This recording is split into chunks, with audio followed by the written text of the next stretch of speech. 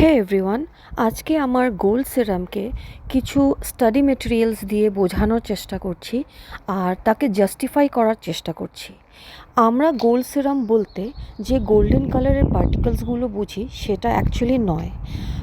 Gold serum হলো এরকম টাইপের ফ্লুইড থাকে, এগুলো হলো র মেটেরিয়াল।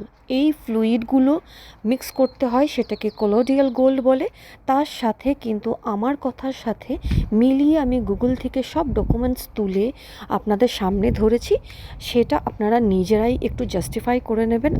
আর এই পেজটা একটু পজ করে তোমরা খুব ভালোভাবে পড়ো, যদি যেই জিনিসটা নিজেরা ইউজ করবে সেটা কিভাবে কীরকমভাবে স্কিনে কাজ করবে সেটা জেনে নেওয়াও অনেক বেটার। আমার কথা চেয়েও এগুলো হলো বেশি ইম্পর্ট্যান্ট, কারণ এগুলো গুগল বলছে, সেটা আমি বলছি না। তো আমি যাতে তোমরাও বোঝো, সেম তোমরাও গুগল করলে এই লেখাগুলোই বেরোবে। তো যদি মনে হয় আমাকে ফলো করবে তো আমার প্রোফাইলকে ফলো করে রাখো আর একটু লাইক করো।